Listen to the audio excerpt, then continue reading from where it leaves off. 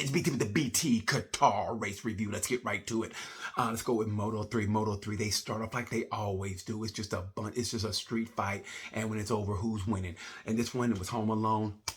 He did the damn thing. Great race by him. I still say it's going to come down. Even though it's the first race, I still say it's going to come down between Darren Goodhad Mike and his teammate John McPhee. John old ass McPhee. McPhee's 26. He's the only Moto 3 rider who can win a championship and retire in the same season. That's how old he is. But he just got taken out. It's Moto 3, man. I mean, look what Xavier Artigas did. Great racer, but he decided to go, I don't need no stinking brakes. And he just goes through and does his best wrecking ball impersonation. He came in like a wrecking ball. And Jeremy Jacobo was like, hey, man, wasn't me this time. That was anyway, and he got penalized, as he should have, but he's going to get better. Artigas is going to get better. Watch for this whole season, but I got to give Ryder, even though I want to give Ryder the race to Romano Fenati, his old ass, I want to give it to him. He had 2 long lap penalties, and he still finished inside the top 12. You got to give it to him, but I'm going to give it to Pedro Acosta. This kid is a straight rookie, and what he's doing, he and Ivan Guevara are I see in the next 4 years, they're going to be in MotoGP. Great talent. Pedro Acosta, rider of the race. Heartbreak goes to Ayumi Sasaki. Sasaki was in it to win it. It just happens, man. I think he's going to have a great season. It just happens. He's with a great team. Yeah, Moto 3 is just great. I don't know what they put in the water in Spain, but damn. I mean, damn. When they're born, I guess they give them that holy water, and it's got a little MotoGP juice, and they go, and the next thing you know, they're in CEVs, and they go to MotoGP. I don't know what it's in there, but great job by those guys. Let's get to Moto 2. Moto 2, Sam Too Smooth Lowe's. It's Sam Lowe's championship to lose. As long as he stays healthy, I think it's going to be his championship to lose. But Cameron Bobier, who's my rider of the race, by the way, he started 22nd and finished 11th, and he's getting it really quick. It's well, he should. He's a 6-time champion at Moto America. He should get it quick. But at the same time, though, watch Cameron Bobier. He's taking a little bit of the thunder from Joe Roberts, a little bit, I think. But it's a long season. But great job by Cameron Bobier. And I'm not being a homeboy. I'm not just because he's American. I'm fair. I really am. I'm fair. I'm not like Fox News. I'm fair and unbalanced. But I will give it to Cameron Bobier. Started 22nd, finished 11th, but also in the running was also Celestino Viete, and Raul Fernandez is the truth. Raul Fernandez, once he gets it, it's going to be great. Moto 2 is going to be great. Gotta give the Jake Dixon. Career's almost over. You can tell he's having some pain with his wrist, but he's still toughing it out. Heartbreak goes to Marco Bezzecchi, but not really, because Fabio Di Giannantonio, this is what you love about life. He did it for Fausto Grassini, who died from COVID. God rest his soul. Right? Do you remember when Marco Simucelli died and Pirro was on Grassini's team, and Pirro got that podium and Grassini cried? And then look how life came around.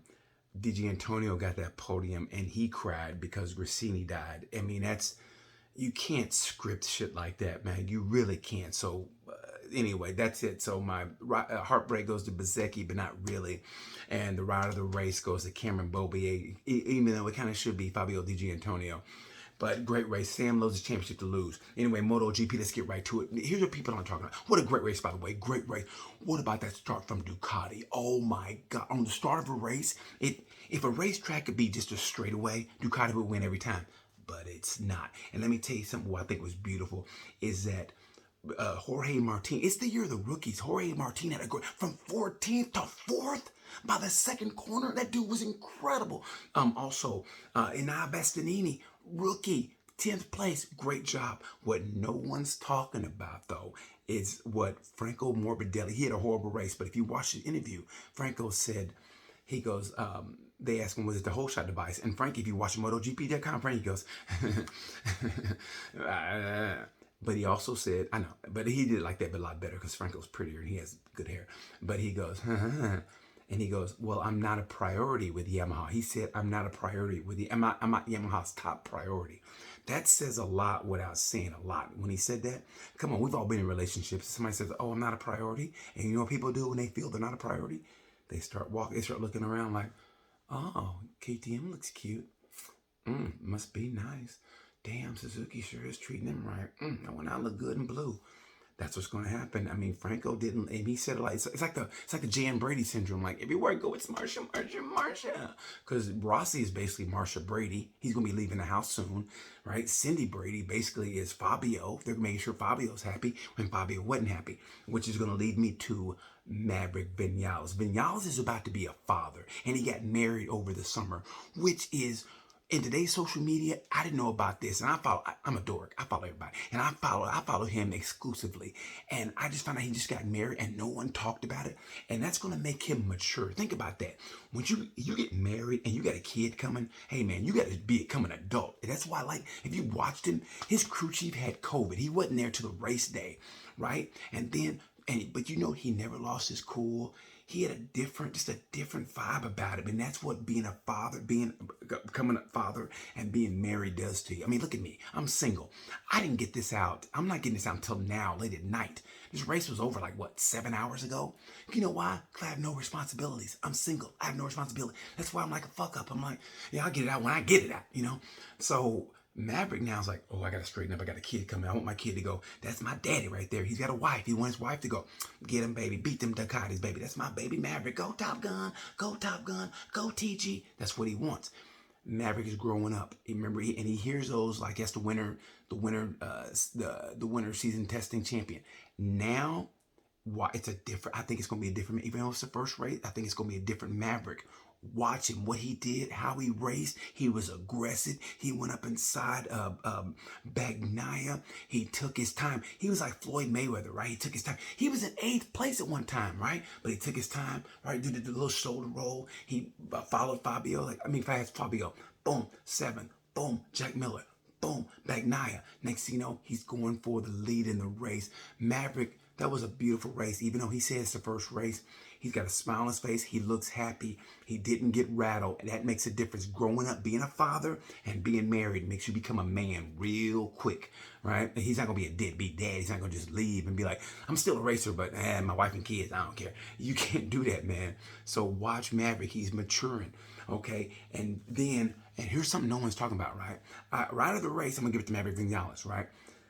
For heartbreak, I'm going to give it to Jack Miller because I had Jack Miller to win in my fantasy. Thanks a lot, Jack. In my fantasy league, right? But what no one's talking about is Jay-Z, Johann Zarco. He's got 99 problems and that Ducati ain't one.